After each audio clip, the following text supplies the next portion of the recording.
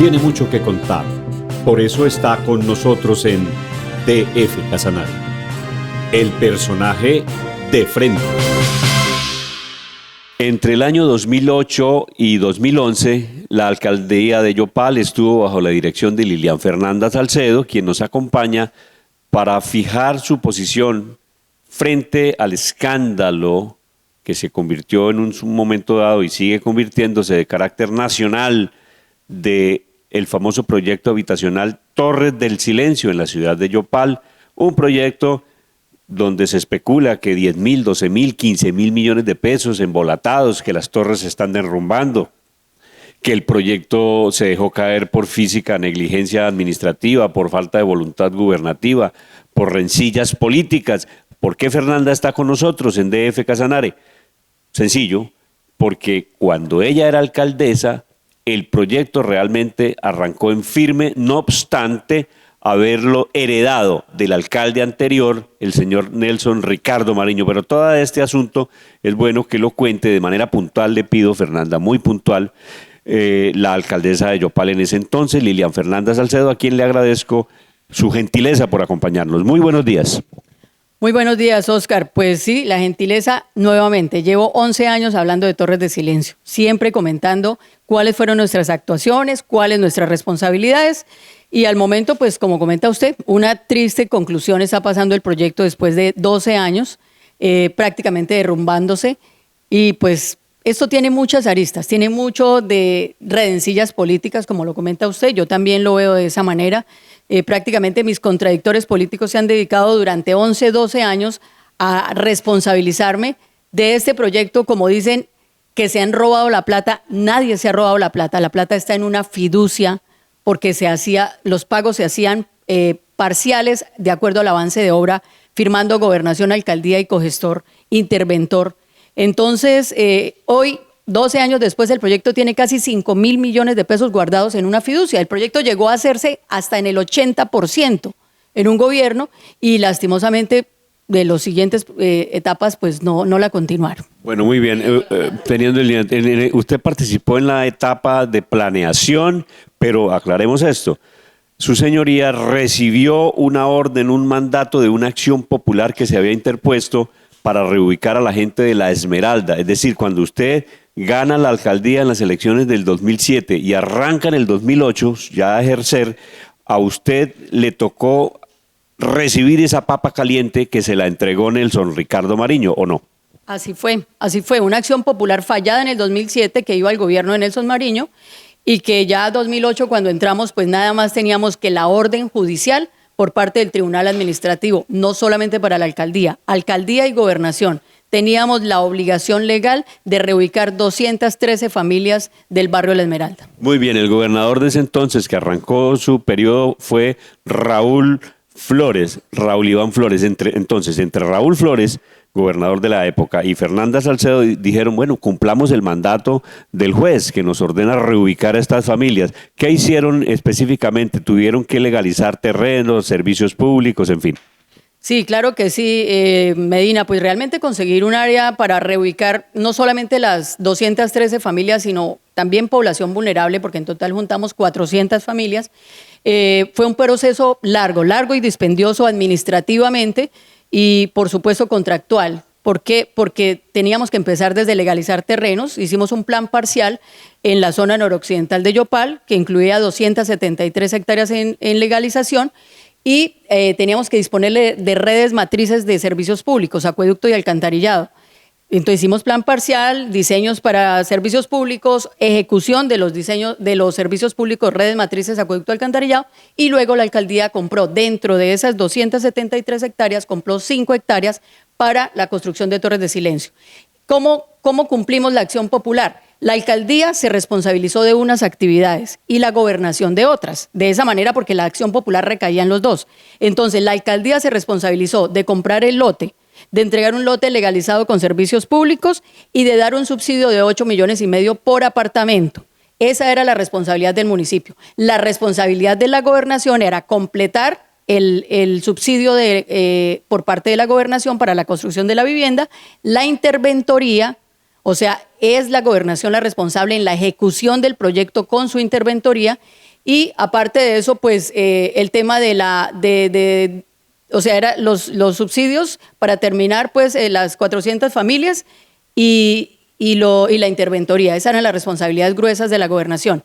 Lastimosamente, todo el debacle del proyecto se empieza después de la ejecución. Es en la ejecución que empieza toda la problemática que en primera instancia considero yo que fue más por temas políticos con los gobiernos que me sucedieron. Sigamos contándole así despacito a la gente. Bien, entonces se demoraron más o menos 8, 9 y 10, 2008, 2009 y 2010 en todo este proceso de legalización, llevar servicios públicos, bla, bla, bla. Y al final de su último año o a mediados de su último año de gobierno, en el 2011, se vio obra en el terreno. Ya empezaron a surgir las moles, los edificios se empezaron a hacer. Usted terminó el periodo del 31 de diciembre del 2011, ya había asomo de construcción, una torre completa, pero luego, después de que usted salió, empezó la tortura. Vinieron otros alcaldes, vino Wilman Enrique Celemín, entiendo, a Celemín lo destituyen, entra Jorge García Lizarazo, entran otros. Lo mismo pasó en la gobernación, a Raúl Flores lo sacan por manejos de irregularidades administrativas, hay una serie de gobernadores que lo reemplazan encargados, hay otros en titularidad que ganan elecciones para terminar el periodo incluso del mismo Nelson Mariño, que fue alcalde del 2004 al 2007, pero ganó la gobernación para suceder al señor Flores. Entonces, estos gobernantes sucesivos, Fernanda, no quisieron meterle mano a Torres del Silencio, pensemos maliciosamente, porque dijeron, hagámosle una encerrona política a la exalcaldesa y dañémosle su imagen y digamos que ella es la responsable de todo. Pues yo sí lo considero, o sea, los gobiernos que me sucedieron, lastimosamente sí, detuvieron el proyecto un año, un proyecto que ya estaba suscrito, que se habían seleccionado los beneficiarios, que ya obvio tenían sus filtros aprobados. Duraron un año revisando nuevamente papeles, diciendo que no cumplían requisitos. Por ejemplo, entraron a pedirle requisitos como población vulnerable a los de la Esmeralda. Pues craso error, porque eso era una orden judicial. O sea, claro, eso sí, era como estarle tomándole la temperatura al muerto. El muerto está. Es decir, los de la Esmeralda ya había una decisión de un juez, a esta gente hay que reubicarla. Pero ¿cómo así? O sea, estos gobiernos sucesivos de la alcaldía dijeron, no, enmarañemos la cosa y volvámosle a pedir papeles a los que ya nos están diciendo que reubiquemos. Así fue. Así fue. Y tuvieron todo un año detenido el proyecto, lastimosamente, ¿no? Luego viene también un tema de un requerimiento del Tribunal Administrativo hacia la Gobernación, diciéndoles a los de la Esmeralda, ustedes tienen que pagarle el 100% de la construcción del apartamento. Entonces, pues ahí empieza el gobierno de Nelson Mariño a trastabillar y le quitan lo que le habían aportado a población vulnerable y se lo echan a los de la Esmeralda. ¿Qué implicaba eso? Pues un desbalance económico en todo el proyecto. Luego llega la gobernadora encargada, Julieta Gómez, y es Julieta Gómez quien presenta un proyecto al DNP para complementar nuevamente la plata al proyecto. Entonces, lastimosamente, el proyecto ha surtido una serie de problemáticas administrativas y tejemanejes politiqueros, considero yo, que pues se fueron tirando, en pocas palabras, el proyecto.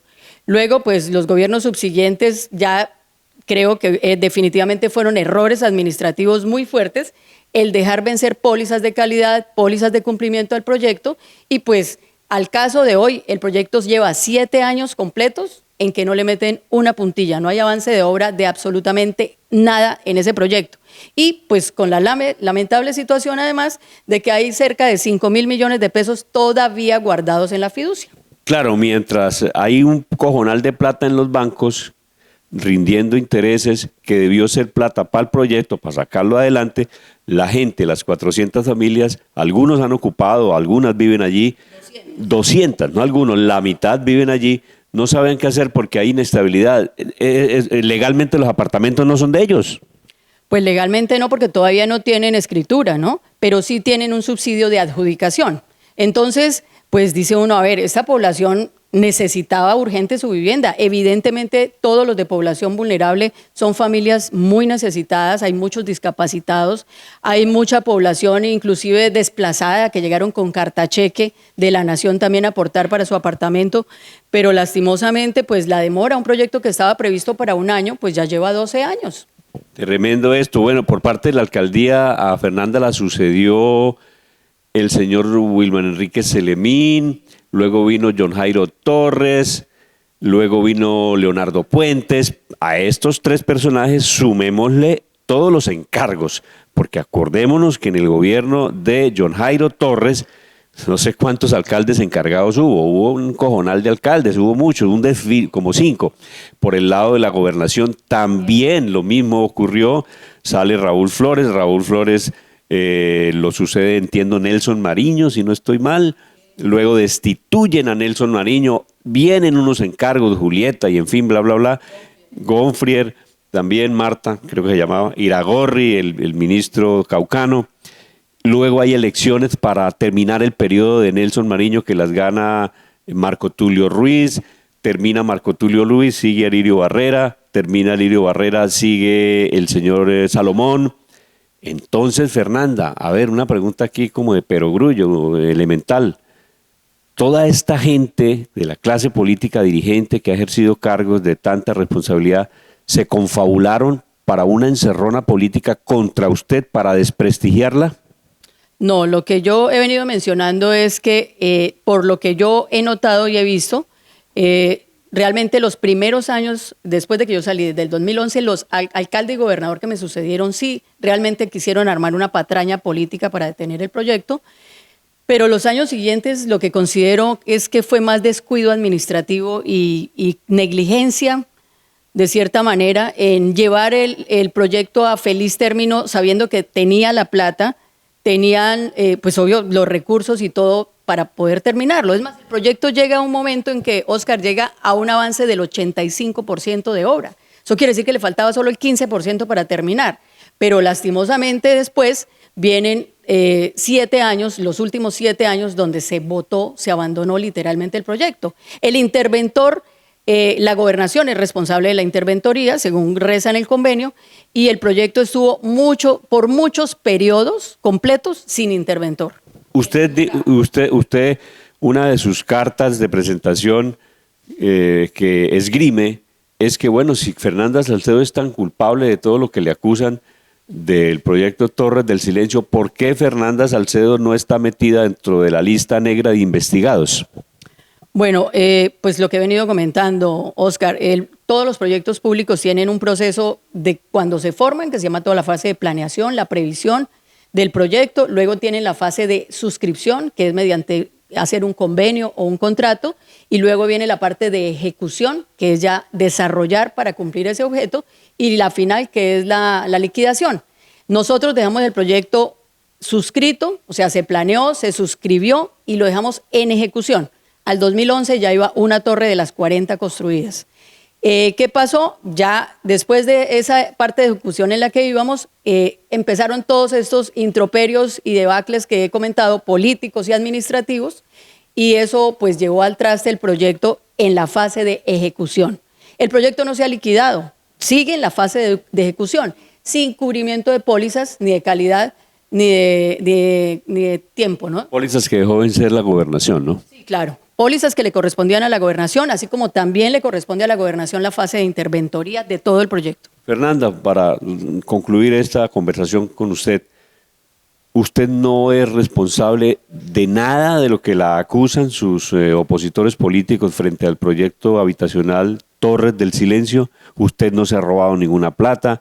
Usted, como se ha venido especulando, es directamente la maquiavélica figura que de una u otra forma, dicen sus opositores, le incumplió al pueblo, porque es que esto no lo está diciendo Oscar Medina. Cada que se busca en internet o en la prensa nacional los registros, aparece Fernanda Salcedo, exalcaldesa de Yopal, responsable de la debacle de Torres del Silencio. Pues más claro, Oscar, decirle que no estoy investigada por ese proceso. Más claro, ¿para dónde? ¿Quiénes son los vinculados? Otros, no soy yo. Aquí están vinculados los exgerentes del IDURI, están vinculados los exdirectores de vivienda departamental, están vinculados unos gobernadores por omisión y tal, no yo. Entonces, este tema pasa como sucedió de manera similar con lo de la planta de tratamiento del acueducto de Yopal. Todos mis opositores me culpaban y me responsabilizaban que la planta se había caído por culpa mía, que eso fue todo responsabilidad mía, que yo me robé la plata, y resulta que el sancionado y destituido fue otro y no yo. Y siguen diciendo que fui yo la responsable, los opositores. Bueno, pues a ver. Fernanda, bueno, pero entonces toda esa digamos, ese portafolio suyo limpio, ¿no le hace pensar en una nueva aspiración política? Pues vamos a ver qué pasa, ¿no? Vamos a ver qué pasa. La política, dicen, la política se mueve, ¿no?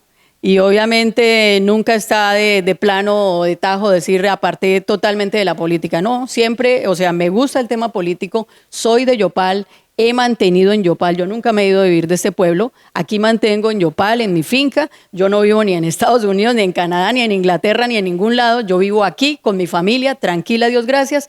Nadie me busca para matarme, nadie me busca para amenazarme, gracias a Dios. Pero los políticos sí la quieren desaparecer, desde el punto de vista político hablo. Ah, sí, claro, pero eso pues es difícil, ¿no? A no ser que atenten contra mi integridad personal, pero legalmente no lo han podido hacer de ninguna manera, solo a pura lengua, a puro cháchara. Muy bien, gracias por ustedes estar conectados con DF Casanare. Nos oyen, nos ven, nos creen. Somos opinión, somos debate, somos DF Casanare. La noticia en blanco y negro.